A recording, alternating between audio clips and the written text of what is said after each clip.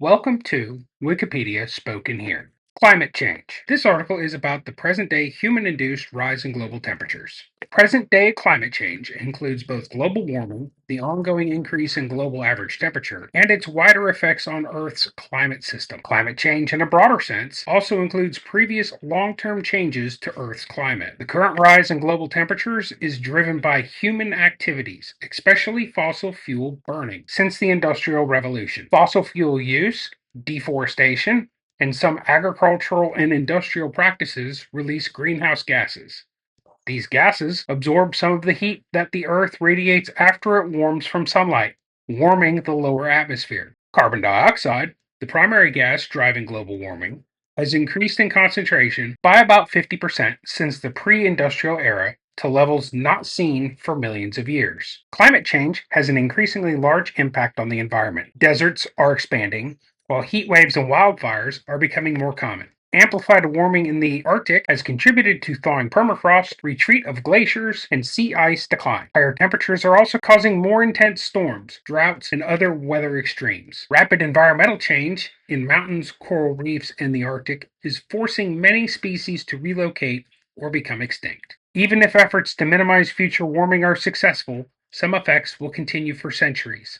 These include ocean heating, ocean acidification, and sea level rise. Climate change threatens people with increasing flooding, extreme heat, increased food and water scarcity, more disease, and economic loss. Human migration and conflict can also be a result.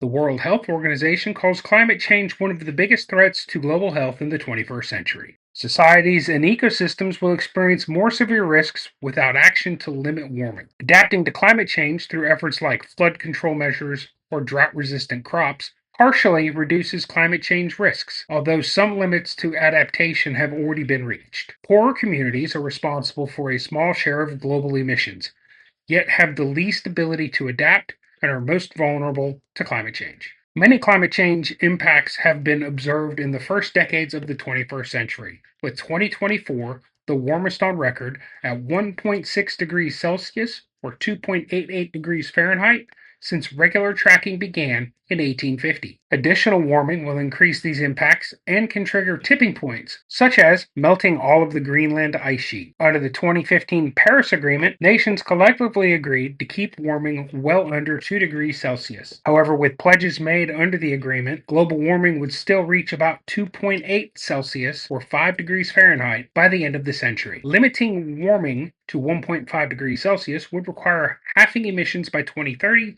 and achieve net zero emissions by 2050. There is widespread support for climate action worldwide.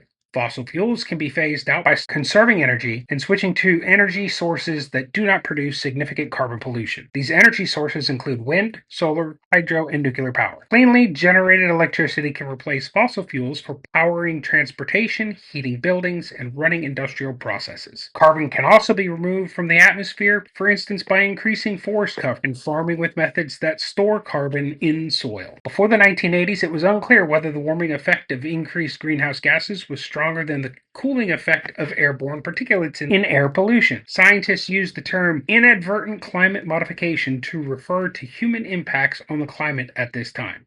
In the 1980s, the term global warming and climate change became more common, often being used interchangeably. Scientifically, global warming refers only to the increased global average surface temperature, while climate change describes both global warming and its effects on Earth's climate system, such as precipitation changes. Climate change can also be used more broadly to include changes to the climate that have happened throughout Earth's history. Global warming, used as early as 1975, became the more popular term after NASA climate scientist James Hansen used it in his 1988 testimony in the U.S. Senate. Since the 2000s, climate change has increased usage. Various scientists, politicians, and media may use the terms climate crisis or climate emergency to talk about climate change and may use the term global heating instead of global warming. Global temperature rise. Over the last few million years, the climate cycled through ice ages. One of the hotter periods was the last interglacial around 125,000 years ago, where temperatures were between 0.5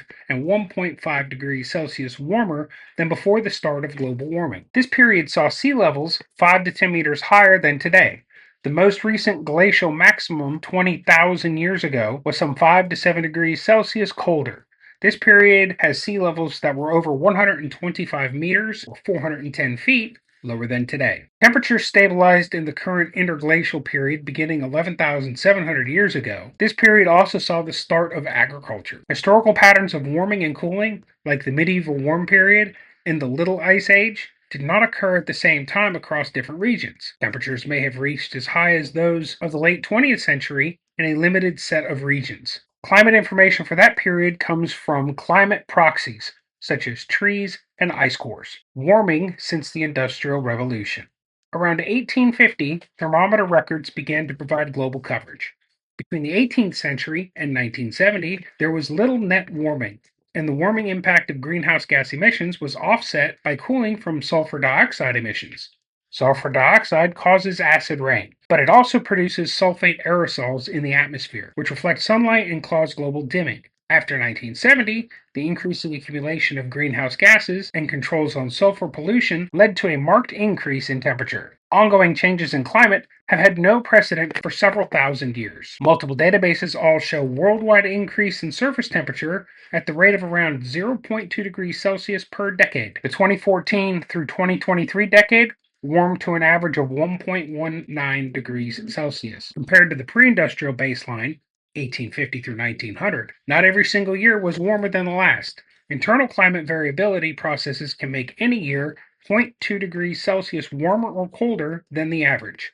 From 1998 to 2013, negative phases of two such processes, Pacific Decadal Oscillation (PDO) and Atlantic Multidecadal Oscillation (AMO), caused a short, slower period of warming called the global warming hiatus. After the hiatus, the opposite occurred, with 2024 well above the recent average at more than plus 1.5 degrees Celsius. This is why the temperature change is defined in terms of a 20-year average, which reduces the noise of hot and cold years and decadal climate patterns, and detects the long-term signal. A wide range of other observations reinforce the evidence of warming. The upper atmosphere is cooling because greenhouse gases are trapping heat near the Earth's surface, and so less heat is radiating into space. Warming reduces average snow cover and forces the retreat of glaciers. At the same time, warming also causes greater evaporation from the oceans, leading to more atmospheric humidity and heavier precipitation. Plants are flowering earlier in the spring, and thousands of animal species have been permanently moving to cooler areas. Differences by region. Different regions of the world warm at different rates. The pattern is independent of where greenhouse gases are emitted because the gases persist long enough to diffuse across the planet. Since the pre-industrial period, the average surface temperature over land regions has increased almost twice as fast as the global average surface temperature. This is because oceans lose more heat by evaporation, and oceans can store a lot of heat. The thermal energy in the global climate system has grown with only brief pauses since at least 1970, and over 90% of this extra energy has been stored in the ocean. The rest has heated the atmosphere, melted ice, and warmed the continents. The northern hemisphere and the North Pole have warmed much faster than the South Pole and southern hemisphere.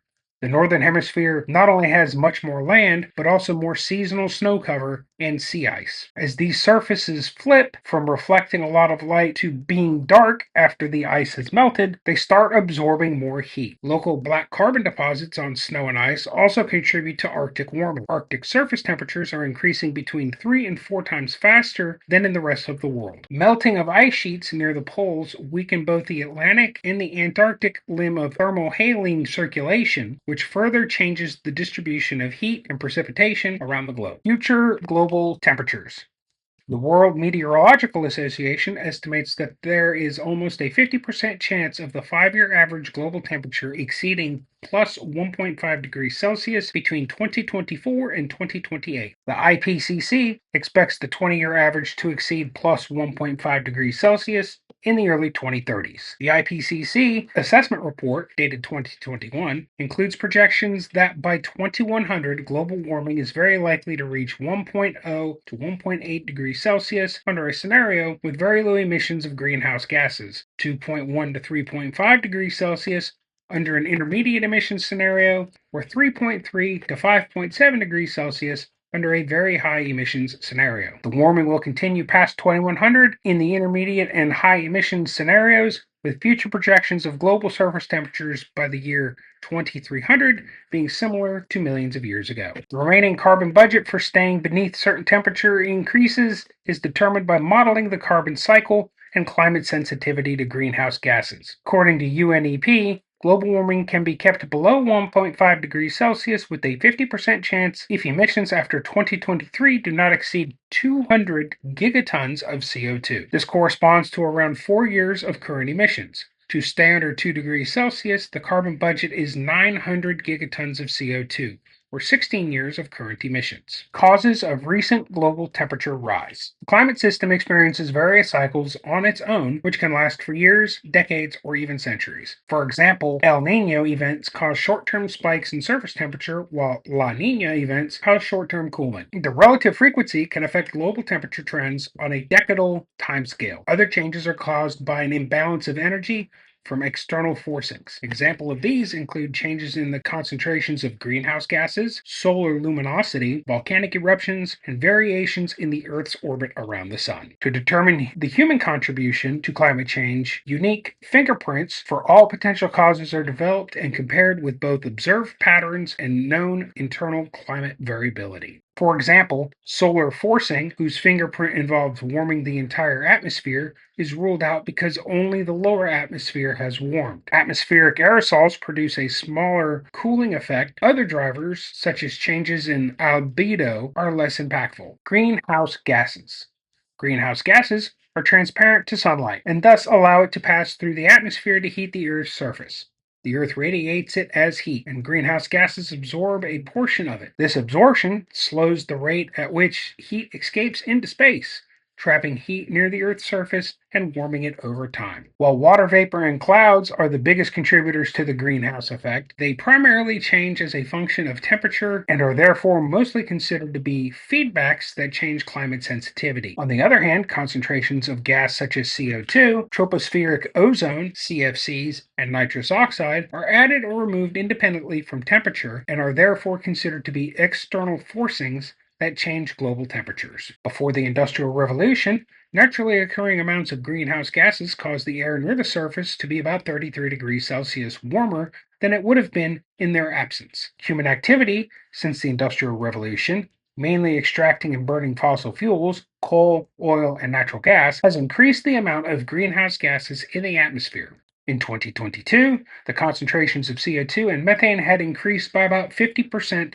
and 164%, respectively. In 2022, the concentrations of CO2 and methane had increased by about 50% and 164%, respectively, since 1750. These CO2 levels are higher than they have been at any time during the last 14 million years.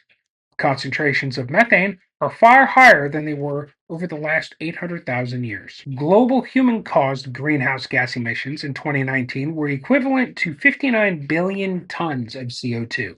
Of these emissions, 75% was CO2, 18% was methane, and 4% was nitrous oxide. 2% was fluorinated gases. CO2 emissions primarily come from burning fossil fuels to provide energy for transport, manufacturing, heating, and electricity. Additional CO2 emissions come from deforestation and industrial processes, which include the CO2 released by the chemical reactions for making cement, steel, aluminum, and fertilizer. Methane emissions come from livestock, manure, rice cultivation, landfills, wastewater, and coal mining, as well as oil and gas extraction. Nitrous oxide emissions largely come from the microbial decomposition of fertilizer. While methane only lasts in the atmosphere for an average of 12 years, CO2 lasts much longer. The Earth's surface absorbs CO2 as part of the carbon cycle. While plants on land and in the ocean absorb most excess emissions of CO2, every year that CO2 is returned to the atmosphere when biological matter is digested, burns, or decays. Land surface carbon sink processes, such as carbon fixation in the soil and photosynthesis, remove about 29% of annual global CO2 emissions. The ocean has absorbed 20 to 30% of emitted CO2 over the last 2 decades.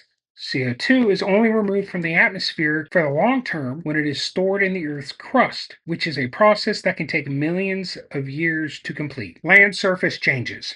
Around 30% of Earth's land area is largely unstable for humans glaciers, deserts, etc. 26% is forests, 10% is shrubland, and 34% is agricultural land. Deforestation is the main land use change contributor to global warming, as the destroyed trees release CO2 and are not replaced by new trees, removing that carbon sink. Between 2001 and 2018, 27% of deforestation was from permanent clearing to enable agricultural expansion for crops and livestock. Another 24% has been lost to temporary clearing under the shifting cultivation agricultural systems. 26% was due to logging for wood and derived products, and wildfires have accounted for the remaining 23%. Some forests have not been fully cleared, but were already degraded by these impacts. Restoring these forests also recovers their potential as a carbon sink. Local vegetation cover impacts how much of the sunlight gets reflected back into space and how much heat is lost by evaporation. For instance, the change from a dark forest to a grassland makes the surface lighter, causing it to reflect more sunlight. Deforestation can also modify the release of chemical compounds that influence clouds, and by changing wind patterns. In tropic and temperate areas, the net effect is to produce significant warming, and forest restoration can make local temperatures cooler. At latitudes closer to the poles, there is a cooling effect as forest is replaced by snow-covered and more reflective plains. These increases in surface albedo have been the dominant direct influence on temperature from land use change. Thus, land use change to date is estimated to have a slightly cooling effect. Other factors aerosols and clouds. Air pollution in the form of aerosols affect the climate on a large scale. Aerosols scatter and absorb solar radiation. From 1961 to 1990, a gradual reduction in the amount of sunlight reaching the Earth's surface was observed. This phenomenon is popularly known as global dimming and is primarily attributed to sulfate aerosols produced by the combustion of fossil fuels with heavy sulfur concentrations like coal and bunker fuel. Small contributions come from black carbon, from combustion of fossil fuels and biomass, and from dust. Globally, aerosols have been declining since 1990 due to pollution controls, meaning they no longer mask greenhouse gas warming as much. Aerosols also have indirect effects on Earth's energy budget. Sulfite aerosols act as cloud condensation nuclei and lead to clouds that have more and smaller cloud droplets. These clouds reflect solar radiation more efficiently than clouds with fewer and larger droplets. They also reduce the growth of raindrops, which makes clouds more reflective to incoming sunlight. Indirect effects of aerosol are the largest uncertainty in radiative forcing. Aerosols typically limit global warming by reflecting sunlight. Black carbon in soot that falls on snow or ice can contribute to global warming. Not only does this increase the absorption of sunlight, it also increases melting and sea level rise. Limiting new black carbon deposits in the Arctic could reduce global warming by 0.2 degrees Celsius by 2050. The effect of decreasing sulfur content of fuel oil for ships since 2020 is estimated to cause an additional 0.05 degrees Celsius increase in global mean temperature by 2050. As the sun is the Earth's primary energy source, changes in incoming sunlight directly affect the climate system. Solar irradiance has been measured directly by satellites, and indirect measurements are available from the early 1600s onward. Since 1880, there has been no upward trend in the amount of the sun's energy reaching the Earth, in contrast to the warming of the lower atmosphere, the troposphere. The upper atmosphere, the stratosphere, would also be warming if the sun was sending more energy to Earth, but instead, it has been cooling. This is consistent with greenhouse gases preventing heat from leaving the Earth's atmosphere. Explosive volcanic eruptions can release gases, dust, and ash that partially block sunlight and reduce temperatures. Or they can send water vapor into the atmosphere, which adds to greenhouse gases and increases temperatures. These impacts on temperatures only last for several years because both water vapor and volcanic material have low persistence in the atmosphere. Volcanic CO2 emissions are more persistent, but they are equivalent to less than 1% of current human-caused CO2 emissions. Volcanic activity still represents the single largest natural impact forcing on temperature in the industrial era. Yet, like other natural forcings, it has had negligible impacts on global temperature trends since the Industrial Revolution. Climate change feedbacks. The climate system's response to an initial forcing is shaped by feedbacks, which either amplify or dampen the change. Self-reinforcing or positive feedbacks increase the response, while balancing or negative feedbacks reduce it. The main reinforcing feedbacks are the water vapor feedback, the ice albedo feedback, and the net cloud feedback. The primary balancing mechanism is radiative cooling, as Earth's surface gives off more heat to space in response to rising temperature. In addition to temperature feedbacks, there are feedbacks in the carbon cycle, such as the fertilizing effect of feedbacks are expected to trend in a positive direction as greenhouse gas emissions continue, raising climate sensitivity. These feedback processes alter the pace of global warming. For instance, warmer air can hold more moisture in the form of water vapor, which is itself a potent greenhouse gas. Warmer air can also make clouds higher and thinner, and therefore more insulating, increasing climate warming. The reduction of snow cover and sea ice in the Arctic is another major feedback. This reduces the reflectivity of the Earth's surface in the region and accelerates Arctic warming. This additional warming also contributes to permafrost thawing, which releases methane and CO2 into the atmosphere. Around half of human-caused CO2 emissions have been absorbed by land plants and by oceans. This fraction is not static, and if future CO2 emissions decrease, the Earth will be able to absorb up to around 70%. If they increase substantially, it'll still absorb more carbon than now, but the overall fraction will decrease to below 40%.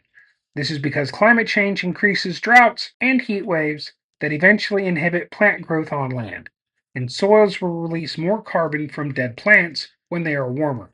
The rate at which oceans absorb atmospheric carbon will be lowered as they become more acidic and experience changes in thermohaline circulation and photoplankton distribution. Uncertainty over feedbacks, particularly cloud cover, is the major reason why different climate models project different magnitudes of warming for a given amount of emissions. Modeling. A climate model is a representation of the physical, chemical, and biological processes that affect the climate system. Models include natural processes like changes in the Earth's orbit, historic changes in the sun's activity, and volcanic forcing. Models are used to estimate the degree of warming future emissions will cause when accounting for the strength of climate feedbacks. Models also predict the circulation of oceans, the annual cycle of the seasons, and the flow of carbon between the land surface and the atmosphere. The physical realism of models is tested by examining their ability to simulate current or past climates. Past models have underestimated the rate of Arctic shrinkage and underestimated the rate of precipitation increase. Sea level rise in 1990 was underestimated in older models, but more recent models agree well with observations. The 2017 United States published National Climate Assessment notes that climate models may still be underestimating or missing relevant feedback processes. Additionally, climate models may be unable to adequately predict short-term regional climate shifts. A subset of climate models add socio-factors to a physical climate model. These models simulate how population, economic growth, and energy use affect and interact with the physical climate. With this information, these models can produce scenarios of future greenhouse gas emissions. This is then used as input for physical climate models and carbon cycle models to predict how atmospheric concentrations of greenhouse gases might change. Depending on the socioeconomic scenario and the mitigation scenario, models produced atmospheric CO2 concentrations that range widely between 380 and 1400 parts per million. Impacts. The environmental effects of climate change are broad and far reaching, affecting oceans, ice, and weather. Changes may occur gradually or rapidly. Evidence for these effects comes from studying climate change in the past, from modeling, and from modern observations. Since the 1950s, droughts and heat waves have appeared simultaneously with increasing frequency. Extremely wet or dry events within the monsoon period have increased in India and East Asia. Monsoonal precipitation over the northern hemisphere has increased since 1980. The rainfall rate and intensity of hurricanes and typhoons is likely increasing, and the geographic range likely expanding poleward in response to climate warming. The frequency of tropical cyclones has not increased as a result of climate change. Global sea level is rising as a consequence of thermal expansion and the melting of glaciers and ice sheets. Sea level rise has increased over time, reaching 4.8 centimeters per decade between 2014 and 2023. Over the 21st century, the IPCC projects 32 to 62 centimeters of sea level rise under a low emission scenario, 44 to 76 centimeters under an intermediate one, and 65 to 101 centimeters under a very high emission scenario. Marine ice sheet instability processes in Antarctica may add substantially to these values, including the possibility of a 2-meter sea level rise by 2100 under high emissions. Climate change has led to decades of shrinking and thinning of the Arctic sea ice. While ice free summers are expected to be rare at 1.5 degrees of warming, they are set to occur once every 3 to 10 years at a warming level of 2 degrees Celsius. Higher atmospheric CO2 concentrations cause more CO2 to dissolve in the oceans, which is making them more acidic. Because oxygen is less soluble in warmer water, its concentration in the oceans are decreasing and dead zones are expanding. Tipping points and long-term impacts. Greater degrees of global warming increase the risk of passing through tipping point thresholds beyond which certain major impacts can no longer be avoided, even if the temperatures return to their previous state. For instance, the Greenland ice sheet is already melting, but if global warming reaches levels between 1.7 degrees Celsius and 2.3 degrees Celsius, its melting will continue until it fully disappears. If the warming is later reduced to 1.5 degrees Celsius or less, it will still lose a lot more ice if the warming was never allowed to reach the threshold in the first place. While the ice sheets would melt over millennia, other tipping points would occur faster and give societies less time to respond. The collapse of major ocean currents, like the AMOC, and irreversible damage to key ecosystems like the Amazon rainforest and coral reefs can unfold in a matter of decades. The collapse of the AMOC would be a severe climate catastrophe, resulting in a cooling of the northern hemisphere. The long term effects of climate change on oceans include further ice melt, ocean warming, sea level rise, ocean acidification, and ocean deoxygenation. The timescale of long-term impacts are centuries to millennia due to CO2's long atmospheric lifetime. The result is an estimated total sea level rise of 2.3 meters per degree Celsius after 2,000 years. Oceanic CO2 uptake is slow enough that ocean acidification will also continue for hundreds to thousands of years. Deep oceans below 2,000 meters, or 6,600 feet, are also already committed to losing over 10% of their dissolved oxygen by the warming which occurred to date. Further, the West Antarctic ice sheet appears committed to practically irreversible melting, which would increase sea levels by 3.3 meters, or 10 feet 10 inches, over approximately 2,000 years. Nature and wildlife. Recent warming has driven many terrestrial and freshwater species poleward and towards higher altitudes. For instance, the range of hundreds of North American birds has shifted northward at an average rate of 1.5 kilometers a year over the past 55 years. Higher atmospheric CO2 levels and an extended growing season have resulted in global greening. However, heat waves and drought have reduced ecosystem productivity in some regions. The future balance of these opposing effects is unclear. A related phenomenon driven by climate change is woody plant encroachment, affecting 500 million hectares globally. Climate change has contributed to the expansion of drier climate zones, such as the expansions of deserts in the subtropics. The size and speed of global warming is making abrupt changes in ecosystems more likely. Overall, it is expected that climate change will result in the extinction of many species.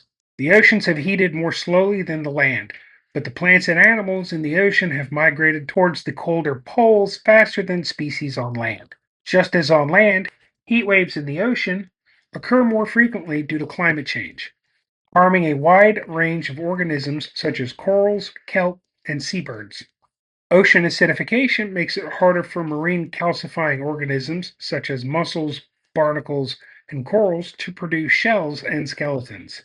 And heat waves have bleached coral reefs. Harmful algae blooms enhanced by climate change and eutrophication lower oxygen levels, disrupt food webs, and cause great loss of marine life. Coastal ecosystems are under particular stress.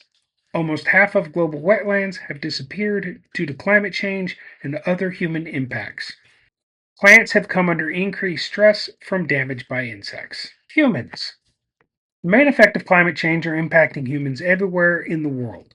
Impacts can be observed on all continents and ocean regions, with low latitude, less developed areas facing the greatest risk. Continued warming has potentially severe, pervasive, and irreversible impacts for people and ecosystems. The risks are unevenly distributed but are generally greater for disadvantaged people in developing and developed countries. Health and food. The World Health Organization calls climate change one of the biggest threats to global health in the 21st century. Scientists have warned about the irreversible harm it poses. Extreme weather events affect public health and food and water security. Temperature extremes lead to increased illness and death. Climate change increases the intensity and frequency of extreme weather events. It can affect transmission of infectious diseases such as dengue fever and malaria. According to the World Economic Forum, 14.5 million more deaths are expected due to climate change by 2050. 30% of the global population currently lives in areas where extreme heat and humidity are already associated with excess deaths. By 2100, 50 to 75% of the global population would live in such areas.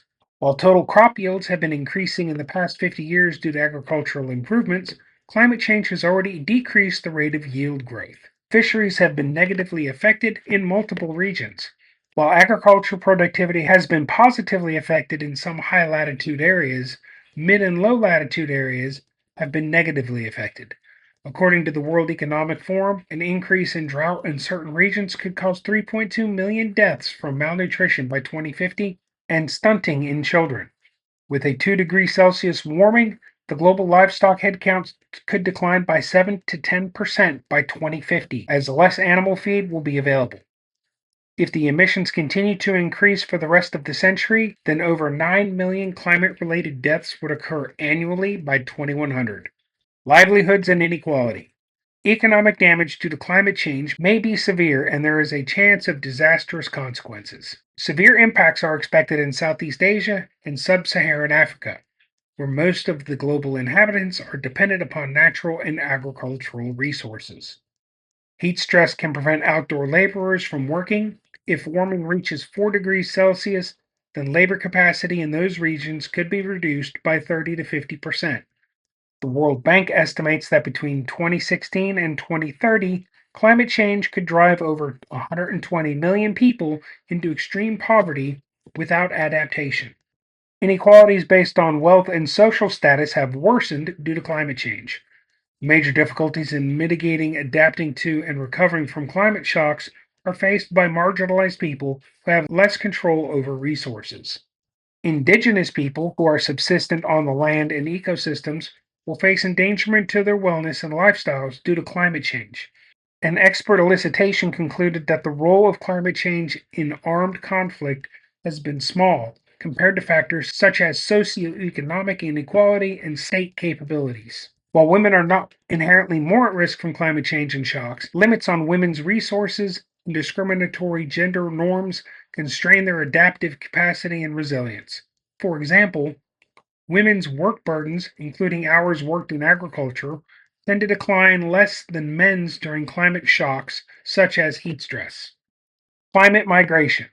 Low-lying islands and coastal communities are threatened by sea level rise, which makes urban flooding more common. Sometimes land is permanently lost to the sea. This could lead to statelessness for people on island nations, such as the Maldives. In some regions, the rise in temperature and humidity may be too severe for humans to adapt to. With worst case climate change, models project that areas almost one third of humanity live in might become Sahara like uninhabitable in extremely hot climates. These factors can drive climate or environmental migration within and between countries. More people are expected to be displaced because of sea level rise, extreme weather, and conflict from increased competition over natural resources. Climate change may also increase vulnerability, leading to trapped populations who are not able to move due to a lack of resources. Reducing and recapturing emissions. Climate change can be mitigated by reducing the rate at which greenhouse gases are emitted into the atmosphere and by increasing the rate at which carbon dioxide is removed from the atmosphere. To limit global warming to less than 1.5 degrees Celsius, global greenhouse gas emissions need to be net zero by 2050, or by 2070 with a 2 degrees Celsius target. This requires far-reaching, systematic changes on an unprecedented scale in energy, land, cities, transport, buildings, and industry. The United Nations Environment Program estimates that countries need to triple their pledges under the Paris Agreement within the next decade to limit global warming to 2 degrees Celsius. An even greater level of reduction is required to meet the 1.5 degrees Celsius goal. With pledges made under the Paris Agreement as of 2024, there would be a 66% chance that global warming is kept under 2.8 degrees Celsius by the end of the century. When only considering current policies, this raises to 3.1 degrees Celsius. Globally, limiting warming to 2 degrees Celsius may result in higher economic benefits than economic costs. Although there is no single pathway to limited global warming to 1.5 or 2 degrees Celsius, most scenarios and strategies see a major increase in the use of renewable energy in combination with increased energy efficiency measures to generate the needed greenhouse gas reductions. To reduce pressures on ecosystems and enhance their carbon sequestration capabilities. Changes would also be necessary in agricultural and forestry, such as preventing deforestation and restoring natural ecosystems by reforestation. Other approaches to mitigating climate change have a higher level of risk. Scenarios that limit global warming to 1.5 degrees Celsius typically project the large scale use of carbon dioxide removal methods over the 21st century. There are concerns, though, about over reliance on these technologies and environmental impacts. Solar radiation modification is a proposal for reducing global warming by reflecting some sunlight away from the Earth and back into space. Because it does not reduce greenhouse gas concentrations, it would not address ocean acidification and is not considered mitigation. SRM should be considered only as a supplement to mitigation, not a replacement for it, due to risks such as rapid warming if it were abruptly stopped and not restarted. The most studied approach is stratospheric aerosol injection. SRM could reduce global warming and some of its impacts, though imperfectly. It poses environmental risks such as changing to rainfall patterns as well as political challenges such as who would decide whether to use it. Clean energy. Renewable energy is key to limiting climate change. For decades, fossil fuels have accounted for roughly 80% of the world's energy use. The remaining share have been split between nuclear power and renewables, including hydropower, bioenergy, wind and solar power, and geothermal energy. Fossil fuel use is expected to peak in absolute terms prior to 2030 and then to decline, with coal use experiencing the sharpest reductions. Renewables represented 86% of all new electricity generation installed in 2023. Other forms of clean energy, such as nuclear and hydropower, currently have a larger share of the energy supply.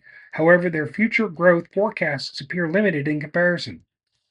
While solar panels and onshore wind are now among the cheapest forms of adding new power generation capacity in many locations, green energy policies are needed to achieve a rapid transition from fossil fuels to renewables. To achieve carbon neutrality by 2050, renewable energy would become the dominant form of electricity generation, rising to 85% or more by 2050 in some scenarios. Investment in coal would be eliminated and coal use nearly phased out by 2050. Electricity generated by renewable resources would need to become the main energy source for heating and transport. Transport can switch away from internal combustion engine vehicles and towards electrical vehicles, public transit, and active transportation, like cycling and walking. For shipping and flying, low carbon fuels would reduce emissions.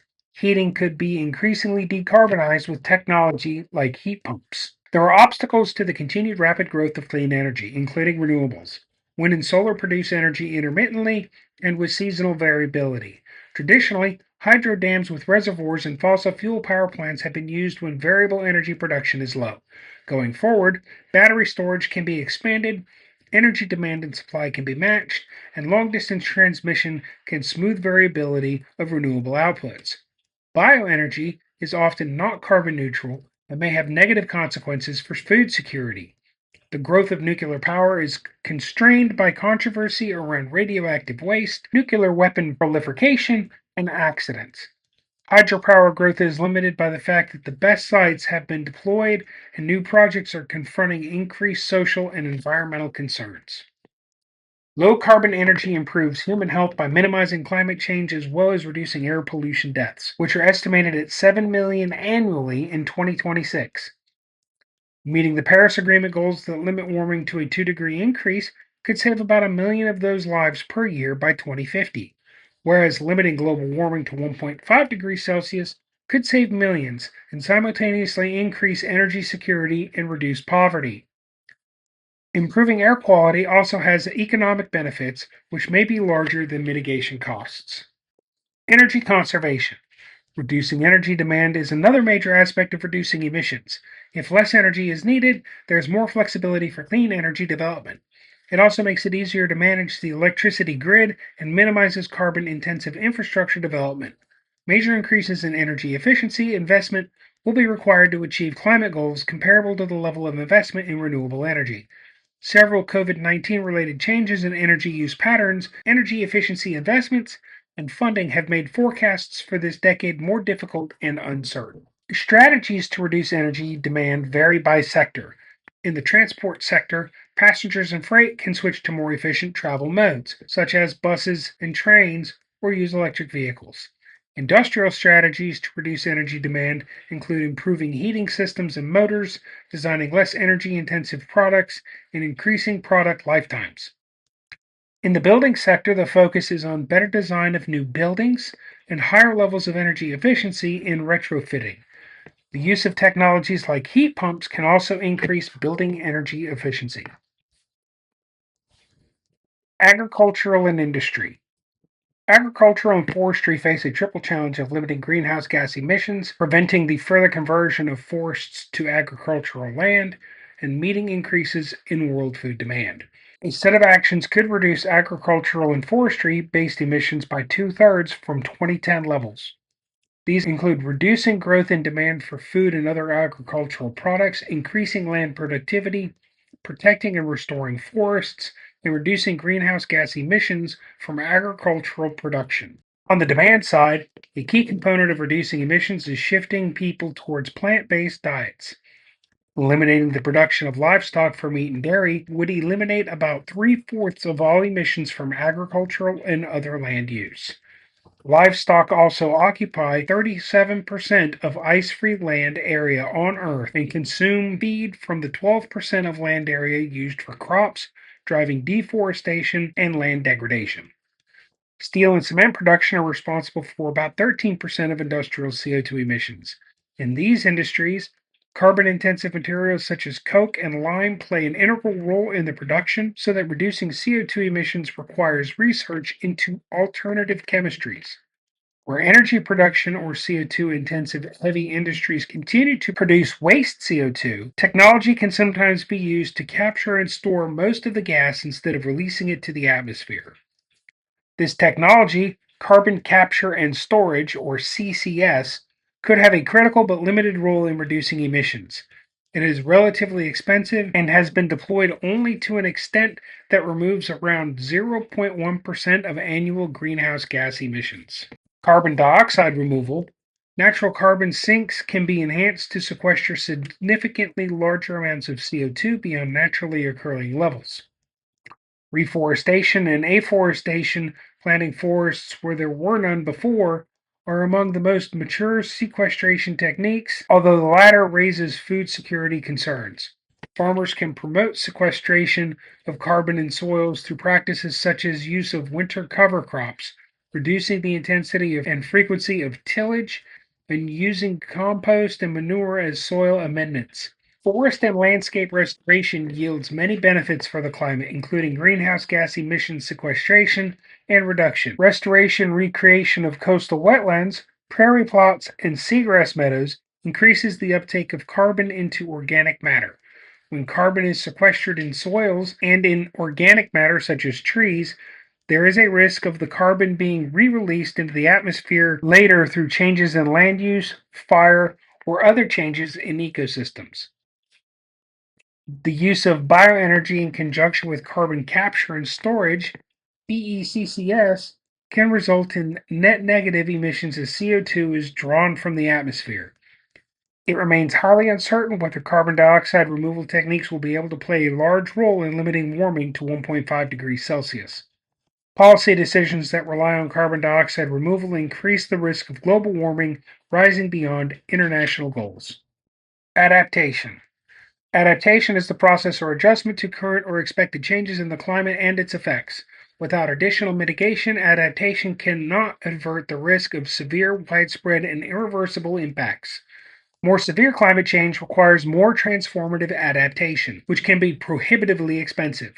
The capacity and potential for humans to adapt is unevenly distributed across different regions and populations, and developing countries generally have less. The first 2 decades of the 21st century saw an increase in adaptive capacity in most low and middle income countries with improved access to basic sanitation and electricity, but progress is slow. Many countries have implemented adaptation policies, however, there is a considerable gap between necessary and available finance. Adaptation to sea level rise consists of avoiding at risk areas, learning to live with increased flooding, and building flood controls. If that fails, managed retreat may be needed. There are economic barriers for tackling dangerous heat impact. Avoiding strenuous work or having air conditioning is not possible for everyone. In agricultural, adaptation options include a switch to more sustainable diets, diversification, erosion control, and genetic improvements for increased tolerance to a changing climate. Insurance allows for risk sharing, but is often difficult to get for people on low incomes. Education, migration, and early warning systems can reduce climate vulnerability. Planting mangroves or encouraging other coastal vegetation can buffer storms. Ecosystems adapt to climate change, a process that can be supported by human intervention. By increasing connectivity between ecosystems, species can migrate to more favorable climate conditions. Species can also be introduced to areas acquiring a favorable climate. Protection and restoration of natural and semi natural areas help build resilience, making it easier for ecosystems to adapt. Many of the actions that promote adaptation in ecosystems also help humans adapt via ecosystem based adaptation. For instance, restoration of natural fire regimes make catastrophic fires less likely and reduce human exposure. Giving rivers more space allows for more water storage in the natural system, reducing flood risk. Restored forests act as a carbon sink, but planting trees in unsuitable regions can exacerbate climate impacts. These are synergies, but also trade offs between adaptation and mitigation. An example for energy is increased food productivity, which has large benefits for both adaptation and mitigation.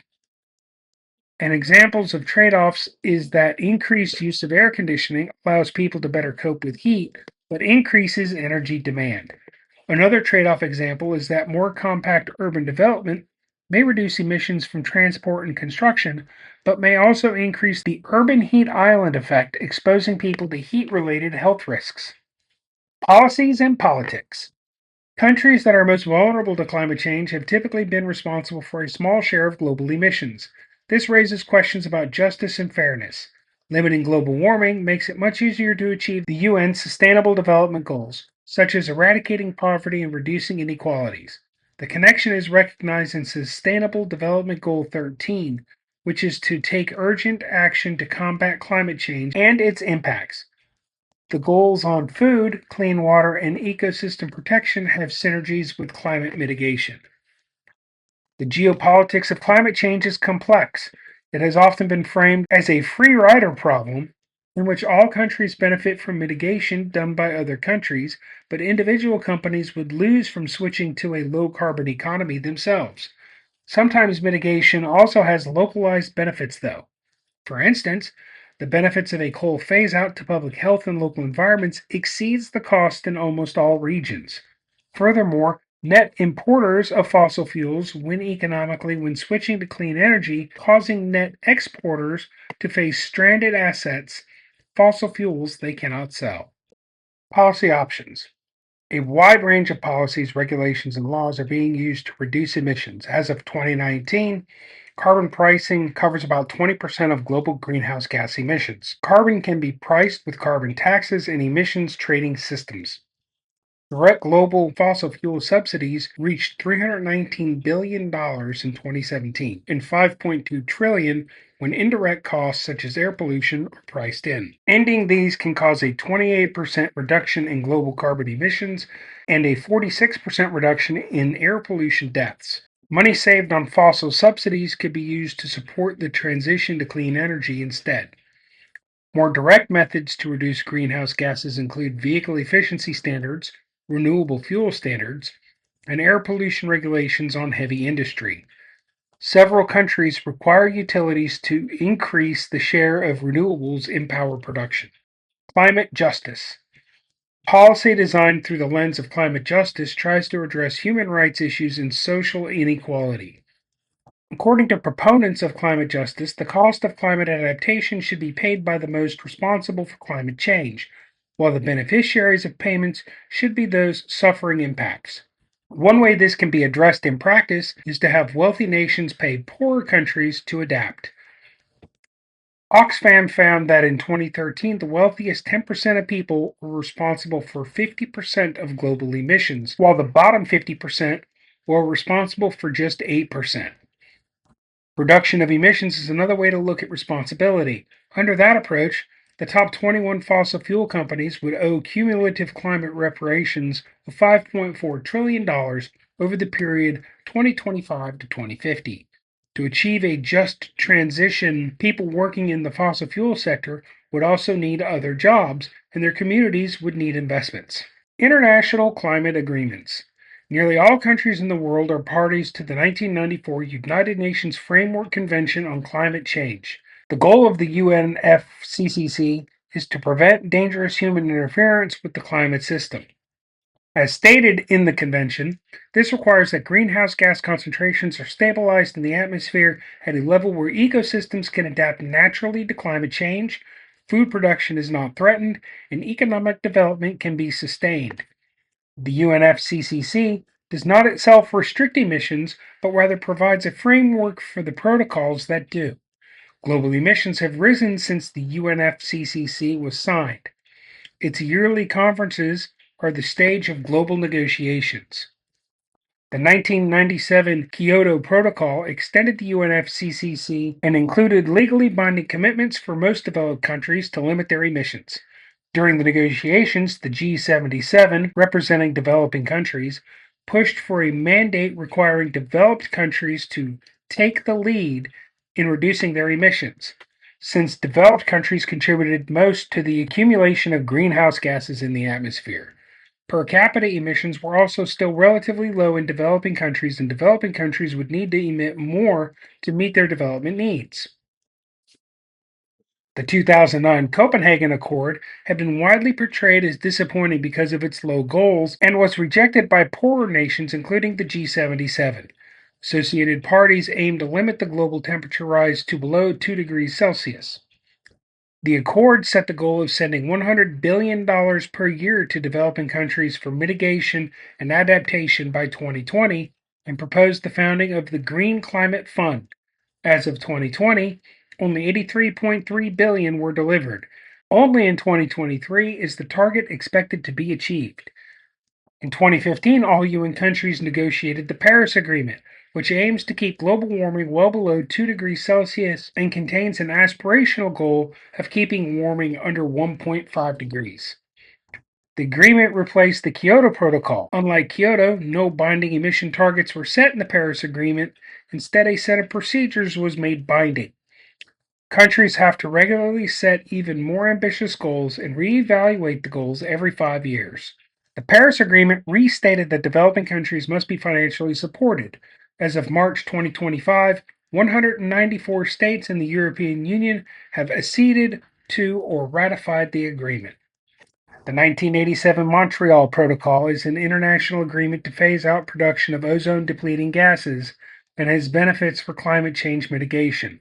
Several ozone depleting gases like chlorofluorocarbons and powerful greenhouse gases, so banning their production and usage may have avoided a temperature rise of 1/2 degree to 1 degree Celsius, as well as additional warming by preventing damage to vegetation from ultraviolet radiation.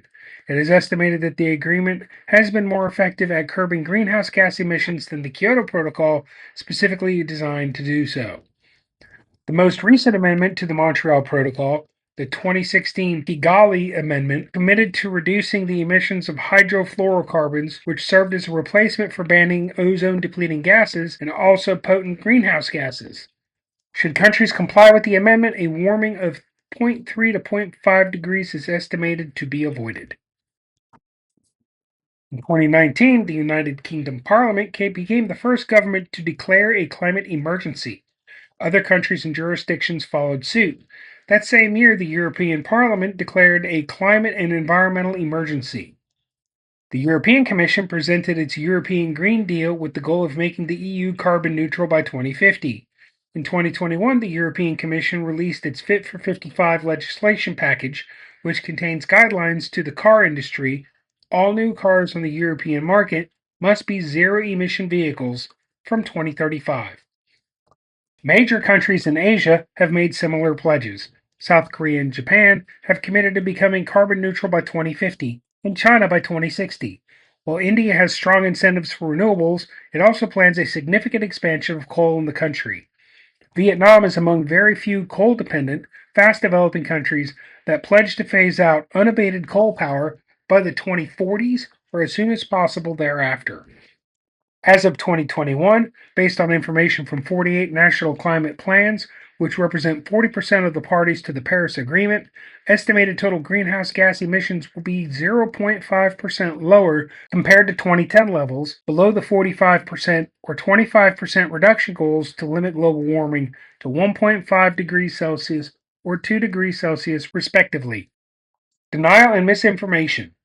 Public debate about climate change has been strongly affected by climate change denial and misinformation, which originated in the United States and has since spread to other countries, particularly Canada and Australia.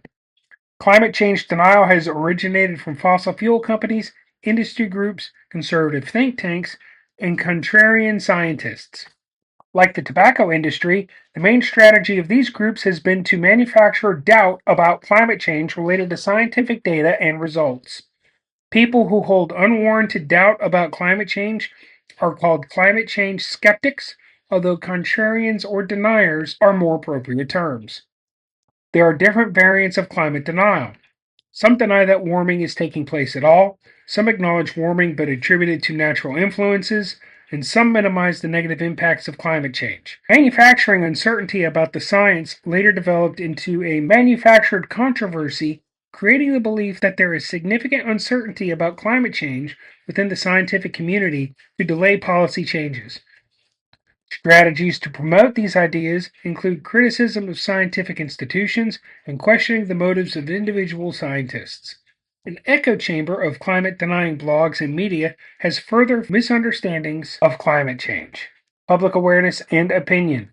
Climate change came into international public attention in the late 1980s. Due to media coverage in the early 1990s, people often confused climate change with other environmental issues like ozone depletion. In popular culture, the climate fiction movie The Day After Tomorrow and the Al Gore documentary An Inconvenient Truth focused on climate change. Significant regional, gender, age, and political differences exist in both public concern for and understanding of climate change. More highly educated people, and in some countries, women and younger people, were more likely to see climate change as a serious threat. College biology textbooks in the 2010s featured less content on climate change compared to those from the preceding decade, with decreasing emphasis on solutions. Partisan gaps also exist in many countries, and countries with high CO2 emissions tend to be less concerned. Views on causes of climate change vary widely between countries. Media coverage linked to protests has impacts on public sentiment, as well as which aspects of climate change are focused upon. Higher levels of worry are associated with stronger public support for policies that address climate change. Concerns have increased over time, and in 2021, a majority of citizens in 30 countries expressed a high level of worry about climate change or view it as a global emergency. As of 2024, survey across 125 countries found that 89% of the global population demanded intensified political action, but systematically underestimated other people's willingness to act. Climate movement. Climate protests demand that political leaders take action to prevent climate change. They can take the form of public demonstrations, fossil fuel divestment, lawsuits, and other activities. Prominent demonstrations include the School Strike for Climate, In this initiative, young people across the globe have been protesting since 2018 by skipping school on Fridays, inspired by Swedish activist and then teenager Greta Thunberg. Mass civil disobedience actions by groups like Extinction Rebellion have protested and disrupted roads and public transport. Litigation is increasingly used as a tool to strengthen climate action from public institutions and companies. Activists also initiate lawsuits which targets governments and demands that they take ambitious action to enforce existing laws on climate change. Lawsuits against fossil fuel companies generally seek compensation for loss and damage. On July 23rd, 2025, the UN's International Court of Justice issued an advisory opinion saying explicitly that states must act to stop climate change, and if they fail to accomplish that duty, other states can sue them. This obligation includes implementing their commitments to international agreements they are parties to, such as the 2015 Paris Climate Accord. For more information and reading about climate change on Wikipedia, follow the link below.